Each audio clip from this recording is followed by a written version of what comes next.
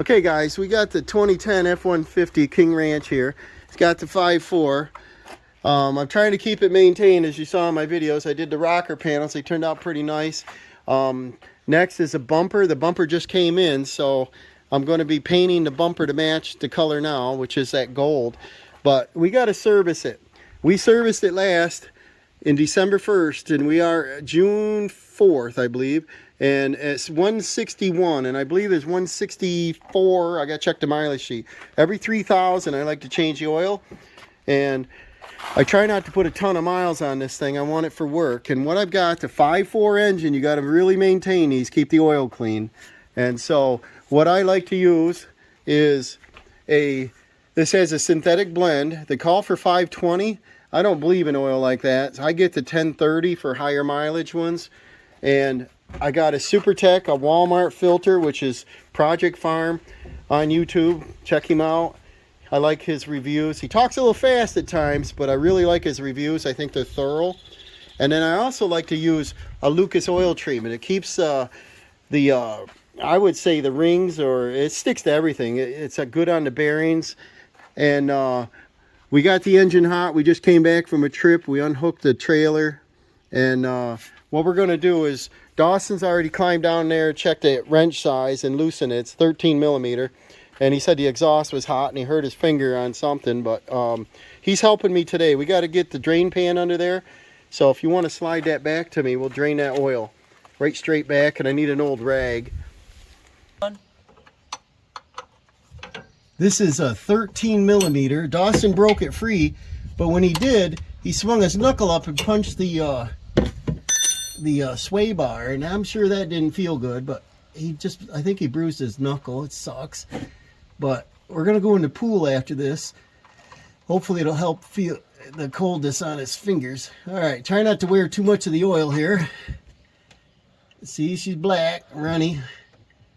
But this is hot. You always want to do it hot. And the truck is on a slight uphill, which is great because the bolt's on the back side of the drain plug. And let me have a rag here. I like to use Dawson's old socks and stuff because what other use can you have for them? And we're going to drain that out. It looks like it's going to take a couple of minutes. If it comes out kind of slow, sometimes you got to take your oil cap off. It lets it drain faster. While this is draining, get this moved up just a hair. Pop your little drain plug on the thing here and it won't overflow. We're going to leave the flashlight on that so we can see it.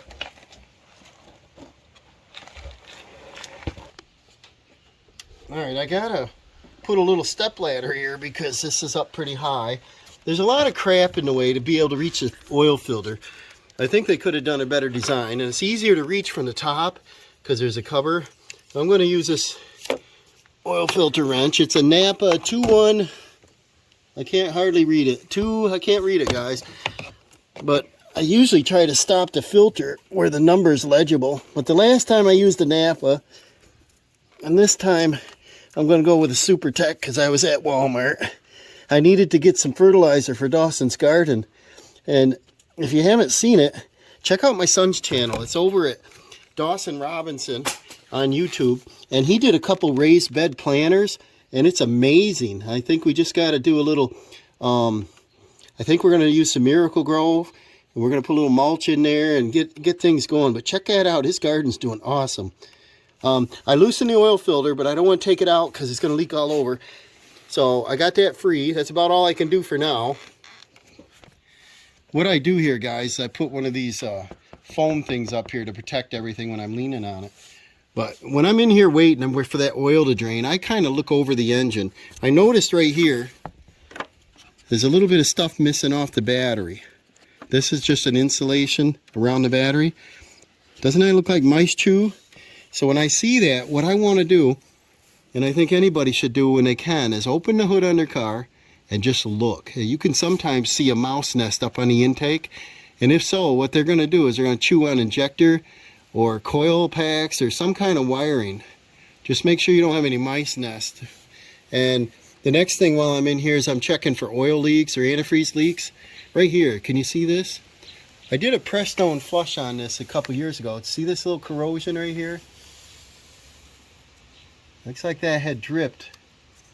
And so I might have to check those connections, see if they're tight. This is just a plastic fitting. And if this does start dripping onto the coil pack, what I'm going to do probably is get a union and just get rid of this until I need it again. Here's the original clamp. I just slid one back. But I wanted to flush out the heater core. And this is the side we did the exhaust manifold. See them nice bolts down in there and nuts? They're in good condition yet. That was a project. You want to check your antifreeze. Over here, you can see through everything. That's on the full mark. The brake fluid's on the full mark. The power steering's full. The air filter I recently checked. I'm not going to check that again. The battery's new. It's 1,000 ampere. That's a Walmart. It's a 850 cold, 1,000. I don't know if they call that reserve. 1,000 cranking at 32 degrees. And the connections, you know, like Dawson did on his lawnmower check there. There's a little bit of green right here. See this corrosion? Right here on the outside. But right here, I always put a little oil on it. These look pretty good. Because it sucks in the summertime. You get a dead battery, usually more than the wintertime. Hot weathers takes a toll on batteries. So always check that. The alternator's new, the belt's new. I do see a little chatter mark right there on that idler pulley. See that black and clear there? Shiny? So if the belt starts chirping, I'm going to see if there's debris or the belt needs changing again, something. But I don't know. Maybe I went in the rain, it chattered. I don't know, something. I don't see anything wrong under here. Do you, Dawson? Everything looks pretty clean and new for 165,000 miles. It's got a little bit of leaves and dirt. A little dirt in here. I might pressure wash this sometime this summer. And we're going to do that undercoating stuff I bought. And I'm going to spray that on and in the door panels, rocker panels. Let's check and see if it's all drained down. I'm wiping off the bolt and I'm checking the gasket. There's a little bit on the gasket squash right there. But overall, this looks fine. I think I can just reuse it. Sometimes you got to put a new gasket on. And this wasn't leaking. This oil pan is really dry. So for a truck with this kind of miles, there's nothing leaking on it that I can see. The only thing that is damp is the front differential cover. And that's something I want to check this season too. It's not leaking on the ground, but it's damp. So that probably needs a gasket. If I'm going to do a gasket, of course, I'm going to do new fluid in it. And that's not a big deal, a little servicing. So we tighten up to 13 mil. I don't know what the spec is. It's like, hear me click. Let's see here. Almost. A little bit more maybe. Click. Hear that? She's torqued. And then just wipe up your mess so you know there's no drippage. We're going to slide this up under that oil filter. Not too much dripped on the ground here. Just wipe off everything. That way when you start up your truck and run it, you don't see, you know, if you look under here and it's all dry, fine. But if you left it wet, you're going to worry that it's leaking. Just clean it every time. And I'll clean up the driveway when I'm done. See, that looks good. And so let's move on to the oil filter now. This foam thing's a help, but these Fords, I'm telling you, they put them in a hard to reach spot. And of course it's hot, leaning on the radiator hose. Another hose below it. I'm going to have Dawson check that. Now I'm loosening it to see if it goes into our pan. Can you see it? Yep. Finish taking this off. And the only thing you got to worry about is, first off, remember your angle. This is a 45 degree. Helps you to thread on the next one. Our oil filter number is 21. I can't tell if that's an 8 or a 3, so I better not tell you that number. Sort of looks like a 3. Better not tell you. But it's a Napa number. So it's a Wix. Alright, and 1,000 threads on that one. Oh, well, we're going to let that drip a second, get most of it out so it don't make a mess. I'll pull that up out of here. Burn my fingers. Yow, that's hot. Whoa, that's hot. Okay. Now, first thing you do is what? Do you know, Dawson? Gasket, check the gasket. Yeah, see how smart he is? He's learned. And make sure that gasket stays on there. If not, it's on the engine. It's going to give you a problem. Now, in this one, sometimes you can take your cell phone and get way down in there and take a picture of it, because you can't see it. And but because I changed my own oil and this doesn't leak a drip, this gasket on here tells me that there's no gasket on the engine, and there's no dirt and debris right here. This is pretty clean, so I don't have to worry putting a new one on. Here's our new oil filter, the ST2. I don't know who makes them, but they're pretty high quality. What you want to do is match it up. It looks pretty much the same. This looks like more filtering material in this one.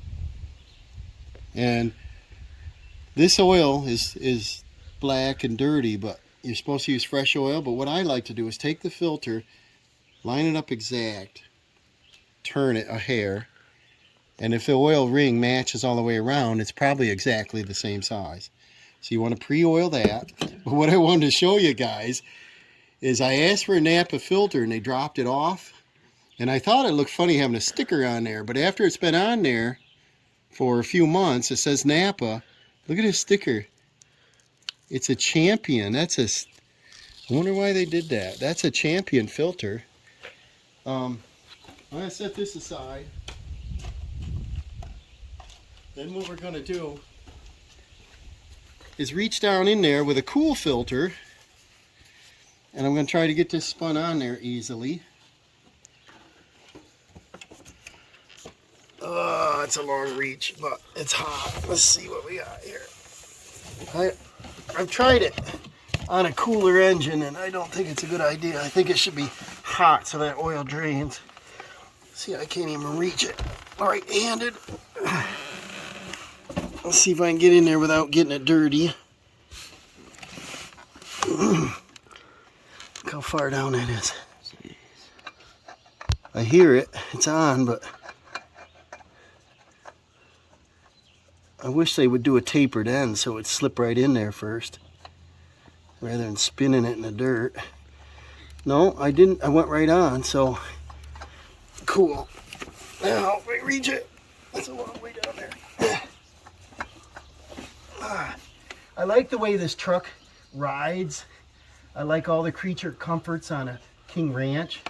The leather, the heated seats, front and back, the air-conditioned seats, which is really cool. In the summer, like yesterday, I'm working on that old house project. I get out of there, it was like 90. I got in with the air-conditioned seats, and it's amazing how it cools you down. All right. I want to check that for tightness. Because I'm on my fingertips trying to do that, what I'm going to do is take the wrench and snug it a little, only because I can't get any pressure on it. Usually you touch it and go another half or a full turn, but I don't want it falling off. So I'm going to put a little snugness, not very much. It's about a half a turn. I'm happy. I can get it off, and I can see the part number. See that, ST2? Awesome. Super Tech. I do like, if possible, to put the numbers where you can reach it. And the other thing I like to do is take a marker like I did here, the paint marker, and we'll remark this so that you don't rely on a sticker falling off. Alright, we're going to put some oil in it. And the funnel I I got a couple of them that are super small, and they just take forever, and I'm impatient, you know me, right? So I took one of my favorite drinks was hazelnut coffee, just cut the bottom out of it. Check that out. There's my funnel. That's going to fill. Now the oil we got is also the Walmart brand. This is 5,000 conventional, all mile coverage synthetic blend 10W30. So this should work fine. This is what I used last time. And remember, I like to put Lucas in it. So let's get this thing in. This is 5 quarts, and this truck holds 7. So I want to put this full thing in. Hopefully not tip the funnel over. Maybe I could ask Dawson to hold that for me, because oil's so expensive. Alright, I didn't realize Dawson was recording there, but I want to put this full 5 quart in there. Dawson's holding that because we don't want to spill a drip. Look how fast that's going in. That little baby funnel. The top is large, but the spout is so small I can't sit out here 20 minutes putting oil in this. Truck's going, ah. So we got our oil plug tight. Got our oil filter on snug. We're going to put 5 quarts of this in. Then I want to put about a quart of Lucas in. Then I want to top it off with some more of this. And remember, Project Farm, he said some of the SuperTech products are pretty good. So I've been using them. I don't know if Pennzoil's better. I don't know. I'm not a race car driver to know the difference on a teardown, but I think as long as you do it on time and you're putting in quality, clean products, this is good. There's 5 gallons of that in there. It's probably not 5 gallons, probably 5 quarts in there. And then sometimes try to rush because there's other things I want to do today. I want to put about a quart of this in there, and this pours super slow. This is like, bleh, bleh, bleh. Dawson's holding the funnel on this gold. Any oil product now is holy moly. But any higher mileage, I like this oil to stick to the engine parts on startup, especially timing chain and bearings and the top end, you know, pretty much everything. So I don't care if there's a full quart, but about a quart in there. Let me see how much I think. Maybe a little more. And then I put this in the diesel tractor. I put it in the car. I think it's a good product, Lucas. All right, so now, is that draining down in? That's going down in good. So we're going to top that off with another quart of oil.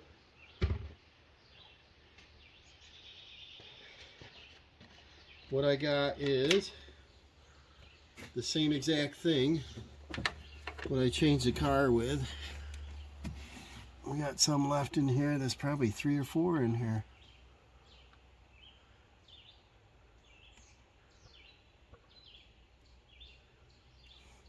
Okay, and then we're going to let that drain down in, start it, and check it. Here's our oil drain pan.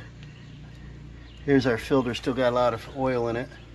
So I want this to drain out good because you know, it's garbage, but it seems like they make some kind of recyclable thing for that, or just use the cartridge instead of all the metal. I don't know. We'll let that clean up, drain down. We recycle the oil for sure. All right, guys. Hear this problem? This is a actuator that Fords have. This just started too, and I tried the AC this year. So I ordered that part. I got it. It wasn't too bad.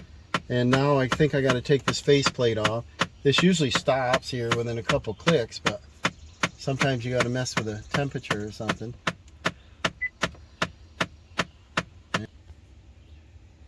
See, this will say change the oil, and that's been bugging me. Change oil soon. So what I want to do is I want to check the mileage, and I got to shut the door to do that. See, we only have 163, 120. I wrote it down 163, 126 miles. So we've only gone 2,000 miles. That's okay. I'd like to do it every 6 months or every 3,000 miles, and it depends. Now I'm getting into my busy season. I'm gonna be slamming a little more miles on. So I want to change the oil. We got the date, we got the filter number. Now what we want to do is start the engine, and let's see if this has an oil light. And I don't see an oil light. Do you, Dawson? No. Huh. But there's an oil gauge in this one. I thought there was also an oil can. Maybe, maybe not. Drive too many vehicles. So you want to start your engine. Make sure you increase oil pressure right away.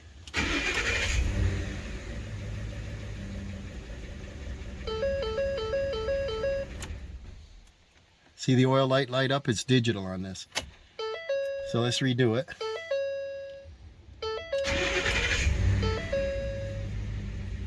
See that? Test the gauges. We got oil pressure. Now it says change oil soon. So I'll press reset.